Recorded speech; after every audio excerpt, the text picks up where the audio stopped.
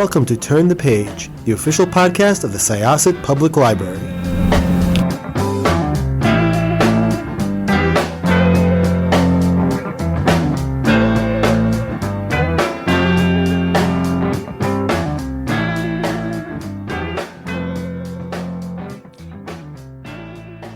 Hi, this is Jessica with Syosset Library's Turn the Page podcast. I will be your host today to talk about this thrilling book, which was, wow, nonstop and really twisty. But first, I'd like to introduce the author of the book, Natalie Moss.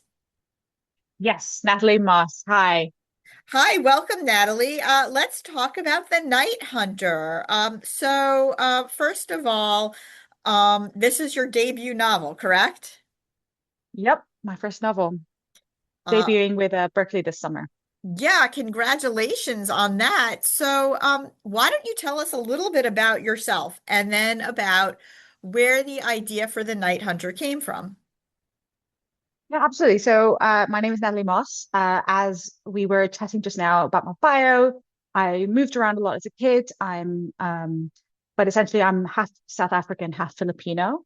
And essentially, that's where I got the idea for the Night Hunters. I was getting into writing a few little short stories, thinking up a new novel, and I wanted to write about a place that I knew like the back of my hand. And I actually came up with quite a few different options, but all of my friends keep coming back to this idea of a murder mystery on a safari.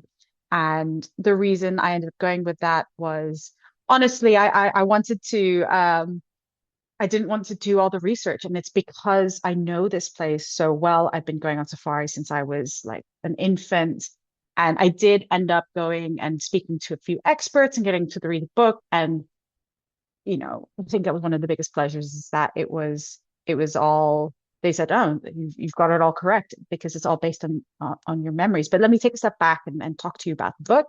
So The Night Hunter is a psychological thriller based in South Africa in a safari game park setting. So those are the kind of places that are set out to be wild, where you have all the wild animals just living without basically any controls, and people can come in to go view them on safari.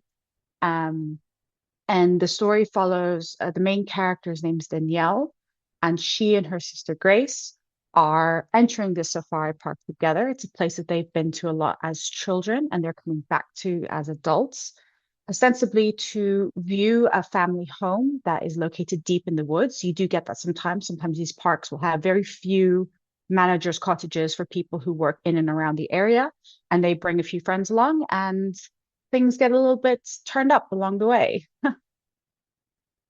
So there's a few different things going on here.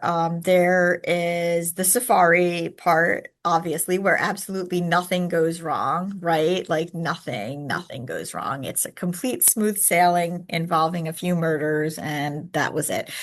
Just kidding. But so yeah, there's the fact that they're on this safari with their friends. Grace and Danny have been sort of estranged for a bit. Their relationship is very strained. You get a sense as to what that relationship must have been like for them in the very beginning of the book. And a lot of it centers around their mother, who was this conservationist figure.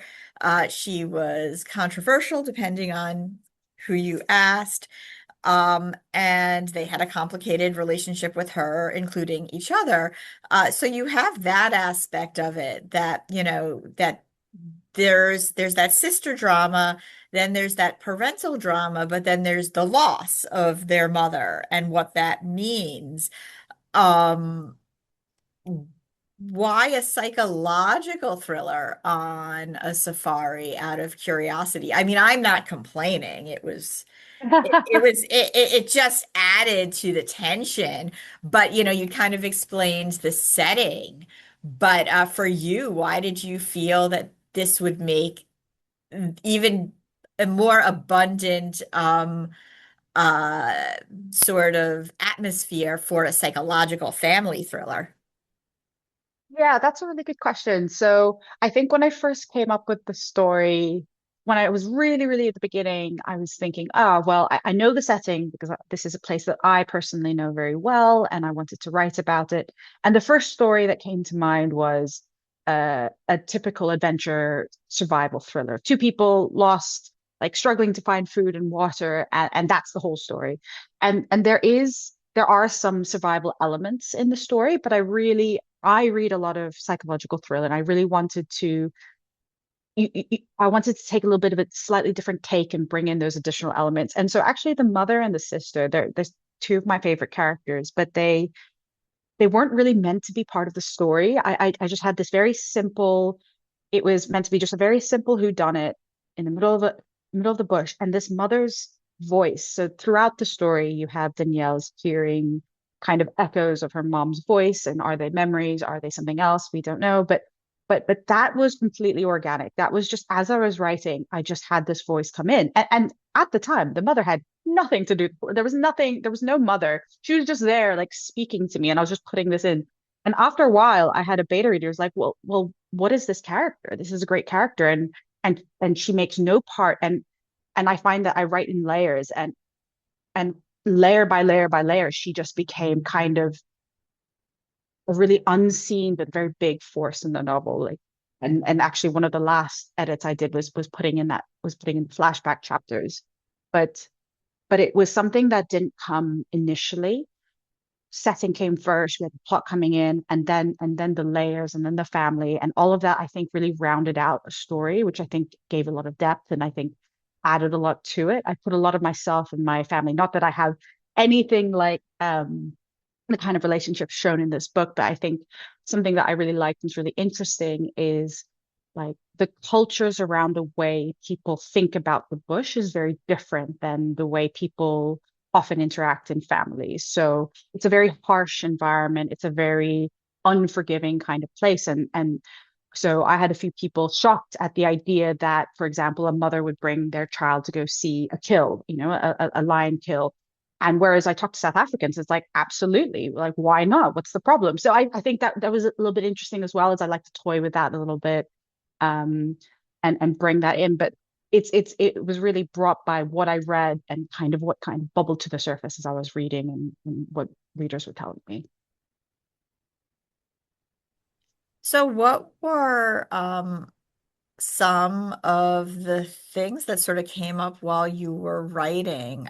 Did you have sort of like I guess a murder board, quote unquote, as to not just who would get killed when, but just the sequence of events, or did you stumble upon everything with Danielle and her very unwittingly subjected to this group of friends? Yeah, no, that's a really good question. So I infuriatingly don't write linearly, and I don't think very linearly either. I have one of those very big brainstormy brains. So I love the concept of plotting, and I have all the flashcards. I've got Excel spreadsheets. I put post-its on the wall. I did everything, and I put all of those things together. And I really do love plotting. Like I said, I would say I plot, but then I layer and things change. So the first um the killer changed identities about three times. And that's because when I write, I don't stay married to one idea. And so the eventual killers, the whatever happens in the end, that was something that changed along the way. So the plot evolves through that. And I think, like I was saying about the mother and the sister, it kind of had to evolve along that. But for example, one thing that you find out right in the first chapter is that the mother has left this note for her daughter, for Danielle, the main character. And that was one of the last things, funny enough, that was one of the last things I put in before I ended up sending it to agents. And the craziest thing was when I finally put that in, the rest of the story seemed to already fit it really well. The suspicion around the mother, and and then the conclusion at the end was all perfectly fit. It was almost, I've read this before from a few other authors, the idea of you're like digging away at something that your subconscious has come through. So I did, so to answer your question, I did do a lot of plotting, but I think in the end, a lot of it just evolved. And that's really great and really fun for like some really fun twists and turns. But that really means that having readers, having editors, having my agent read it is really, really important because near the end, because I don't write from beginning to end, I find it difficult to remember who did what when and does this make sense? And so that's where I find other readers really, really valuable. But otherwise, it's a bit of an organic mess of how I get to the end, and I really love it. I really love the process. Do you have any characters that showed up uninvited? Because it sounds like your process, it's very robust and very varied. So were there any characters, and you don't have to give anything away about the plot, but that kind of came into the story, other than the mother, which I know you'd mentioned, without expecting that they'd be there? Yeah, so the mother is the big one, and the people around the mother and the backstory. So you have a few other rangers who are in the backstory that I won't mention names, but I think as well, and I've mentioned her briefly, but the sister was there from the start, but I think her role evolved massively throughout the story. So I remember I pitched this book to a couple of agents, and one of the agents read the synopsis, was like, "Oh, this is a sister story." And I kid you not, I just looked up and went, "Oh, of course it's a sister story." And I couldn't see it myself. And so her role evolved a lot. So she kind of came onto the page, and with her, she brought other characters who were always there from the start, but they built more. So her friend Lachlan as well, his role evolved. I think the six, let's say, main characters who we see most on the page were there from the start, but it's more of their role shifting, whether or not. So I think Lachlan was someone else before, but then shifted because of the sister's more prominent role. She kind of needed people around her. And I think, and that's how that evolved, is people moving around in circles around each other. How was it writing about the animals, as in a way, as characters in the book? I mean, obviously you have a very different experience than a tourist would, with this type of landscape. Yeah, so I think writing about the animals was one of my favorite bits, just because it's very wild. Um, they are what they are, and they're not characters we put into a plot. But every character, I think of them as characters, but every animal throughout the book is essentially based on a story or something that happened either directly to me or someone in my immediate family. And so it was very, very easy to place those into the book. Is there were lots of visceral emotions. I knew what it feels like. I've stood up and seen elephants who were like a little bit agitated when the meters. I've had that experience. I've had the experience of standing on foot and seeing things like buffaloes, or maybe not quite on foot, but a little bit further off as lions. My dad has seen. So it's all about, I think the most important part, and this was the biggest thing I was interested in when writing this, was how do I translate this onto a page so that people who've never been there, who don't really understand, can get a taste of that. And I took a very strong stance, as I didn't want to anthropomorphize the animals to such an extent that they were good or bad or had vengeances or like acted like humans essentially.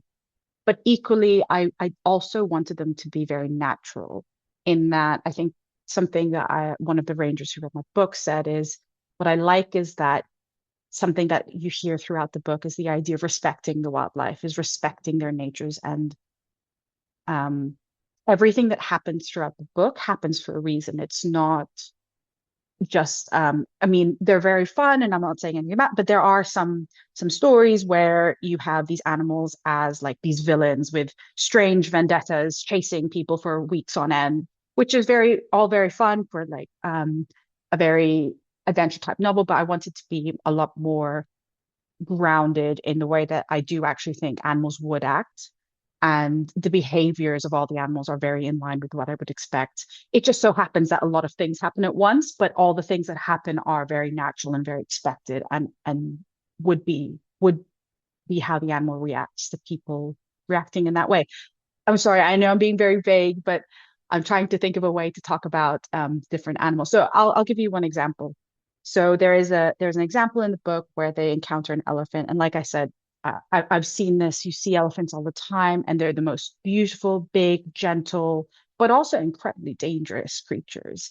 And there's something so magical about being on foot because it's one thing seeing an elephant when you're in a zoo or in a car, but being on foot at the same level as them is really amazing and scary and you have to be in a situation where you know how to handle that. Otherwise, you can have really dangerous consequences, and that's explored in one of the chapters, for example. So, having this book out in the world, are you excited? Oh, so excited, but terrified as well. It's not out yet. I think it's about 2 months to go. As of today, I don't know when this will air, but it's very exciting. It's as you know, it's my first one, so don't know what to expect. Are you working on something after that? Or are you just gonna see where this one goes? Yeah, so I'm working on my second at the moment. I won't give away too many details. I don't know what I'm allowed to say, but as I said at the beginning, I'm a Filipino South African, and I like to explore my places that I've lived in, my identities. So uh, rest assured, it will be based on grounded on places I've lived in, place that's close to my heart, and it'd be very different, but hopefully just as exciting. Before we go, so you mentioned a bit about this park and how there are houses sometimes that are in the like in the brush or the bush rather. What in general is the public sort of perception out there of just different like different conservation parks or in general? I mean, because I know several people who've traveled there and have gone as tourists. I'm genuinely curious what like the local perspective is of that. Yeah, I think it's a very complex topic. And there's also some political considerations around that that I won't dig into deeply here. But I think South Africa and people who live in South Africa, there's such a deep love in so many people who live around there. There's such a deep love for the wildlife and for the parks that live there. I mean, some of these parks were built when landowners combined their land and just created it out of nowhere, which is wonderful. But equally, wherever you have, the tension between community and conservation is always ongoing and is a difficult one all the way around the world. And I don't want to pretend that that's not there. Wherever you have land, you have people who are displaced as well. So it's it's a complex one. I think it's there's no black and white in this, but I what I wanted to do with this book is really focus on the conservation efforts and from the aspect of the environmentalists and what they think and what's going on from that perspective. So yeah, so it's an excellent question, and I think as long as we're promoting ways to keep wild places wild and to expend those efforts and different ways to monetize that is also very controversial between tourism, different types of tourism. It's a really, it's a very deep and interesting topic. Thank you so much. This was great. I hope you had a good time as well. No, I had a blast. Thank you so much. Thank you so much for inviting me. And thank you for some great questions. I really enjoyed this. So did I, and I know that readers are going to enjoy The Night Hunter. Please check it out. This is a really good summer read, and I can't wait to see what is next from you. Thank you so much, Jessica. It's been lovely. So this was Jessica with Syosset Libraries Turn the Page podcast. My guest was, Natalie Moss, author and of The Night Hunter. and we are going to close this chapter. It's time to close this chapter of Turn the Page. Join us for the next episode.